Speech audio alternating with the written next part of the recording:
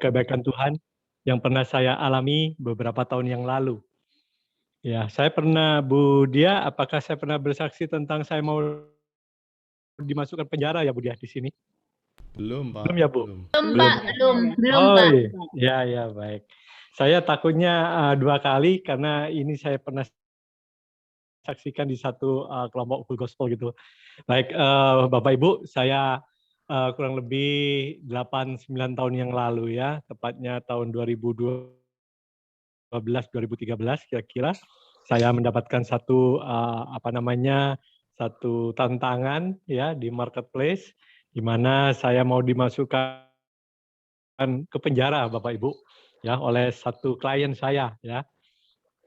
Ceritanya sepele, jadi saya di bidang perbankan. Waktu itu saya memberi satu fasilitas kredit kepada seseorang begitu ya Bapak Ibu. Lalu pada satu berjalannya waktu kredit ini sudah diberikan ya, ada satu miskomunikasi antara saya punya tim dengan satu klien gitu ya, katakan customer begitu ya.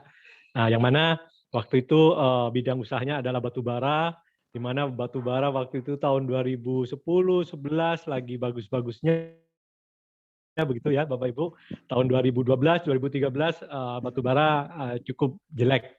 Harganya turun, permintaannya tidak ada begitu ya.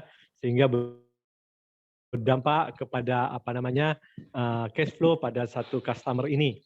Apa yang terjadi Bapak Ibu? Customer sampaikan kepada bagian marketing bank begitu ya, termasuk juga kepada saya bahwa saat ini belum bisa untuk membayar pokok dan bunga, kira-kira begitu ya.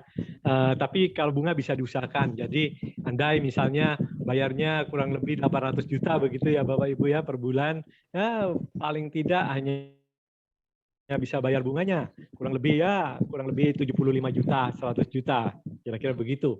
Nah, lalu saya punya tim marketing ini bilang, oh baik Pak, kita usahakan jangan khawatir begitu ya.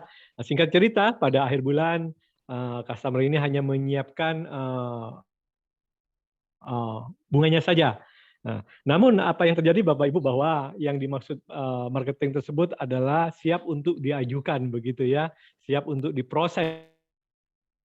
Tapi persepsi customer adalah siap sudah bisa jalan dengan hanya bayar bunganya saja. Nah akhirnya Bapak Ibu pada akhir bulan customer ini tidak menyiapkan pokoknya. Sehingga apa yang terjadi? Dilaporkan kepada BI begitu ya, maka reputasinya menurun dari kolek 1 menjadi kolek 2.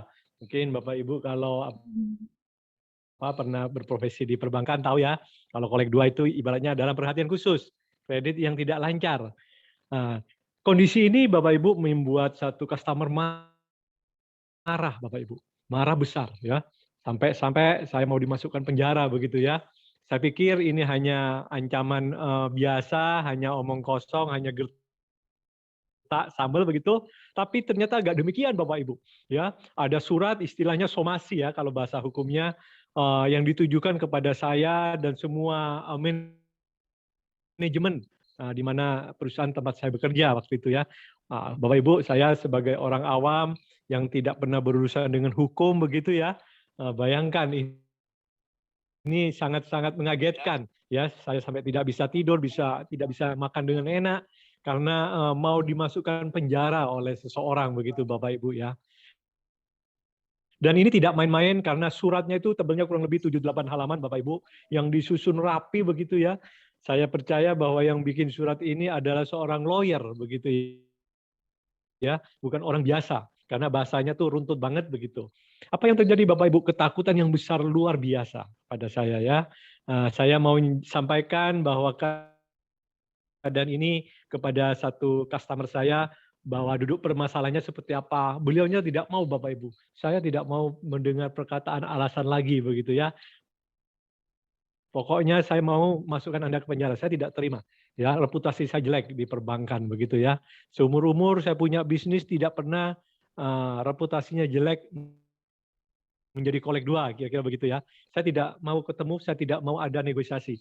Waduh, Bapak Ibu, kita sebagai orang awam ya membayangkan penjara udah takut, Bapak Ibu ya. Kalau kita ke penjara memang sering, tapi bukan untuk masuk penjara masuk sel, Bapak Ibu. Tapi satu pelayanan dengan teman-teman waktu itu ya. Nah, apa yang terjadi, Bapak Ibu? Wah, kita udah ibaratnya hidup tidak normal udah ya, tidur mengigau, mimpi-mimpi. Kita ingat Bapak Ibu bahwa kita punya Tuhan ya, kita anak Tuhan, kita punya Tuhan. Dikatakan kalau Tuhan di pihak kita, siapa lawanku gitu ya, siapa lawan kita. Lalu Tuhan berkata, jangan takut, ini aku ya, jangan khawatir. Jadi ingat firman Bapak Ibu. Firman diingat kembali bahwa kita ini sesungguhnya punya Tuhan ya. Firman itu menjadi rema sehingga saya Bapak Ibu bagaimana kita betul-betul mencari Tuhan ya, bergantung kepada Tuhan, minta pertolongannya ya, minta kuasanya untuk Tuhan campur tangan dalam urusan ini ya, untuk Tuhan boleh melepaskan satu persoalan ini, permasalahan saya dengan klien ini ya, yang mana customer sudah tidak mau negosiasi, tidak mau diajak ketemu ya. Satu-satu jalan saya hanya pasrah kepada Tuhan ya. Saya berharap manajemen di kantor bisa turun tangan Bapak Ibu. Ternyata tidak ada turun tangan Bapak Ibu. Ya, saya berharap ada satu email dari kantor pusat, kamu akan saya bela loh dengan surat ini. Tidak ada Bapak Ibu. Ya, tidak ada pembelaan. Tidak ada perkataan ibaratnya saya mau backup kamu. Tidak ada Bapak Ibu. Akhirnya saya pasrah Bapak Ibu. Saya pasrah, ketika saya pasrah Bapak Ibu, ya ada satu suara yang berkata, coba telepon bagian finance-nya. Ya, bagian keuangannya, kira-kira begitu. Saya telepon Bapak Ibu ya. Lalu pada saat saya telepon, bagian finance-nya berkata begini, kamu datang ke kantorku aja. Ya, datang aja. Boleh ketemu dengan si Bapak ini begitu kira-kira ya, owner-nya ya. Enggak apa-apa datang. Ya, siapa tahu ada. Akhirnya saya temui Bapak Ibu. Ya, ketika saya temui apa yang terjadi Bapak Ibu? Apa yang terjadi? Saya hanya melihat, wow, ini mujizat Tuhan. Dia berkata begini Bapak Ibu, masalah ini sudah clear ya, nggak usah diteruskan lagi sampai di sini. Ya, jadi udah selesai udah. Bapak Ibu, puji Tuhan. Dalam hati saya pikiran luar biasa, puji Tuhan. Saya ingat Tuhan, thank you. Ketika orang lain tidak menolong, ketika pertolongan tidak datang dari manusia, sungguh ini datang dari Tuhan.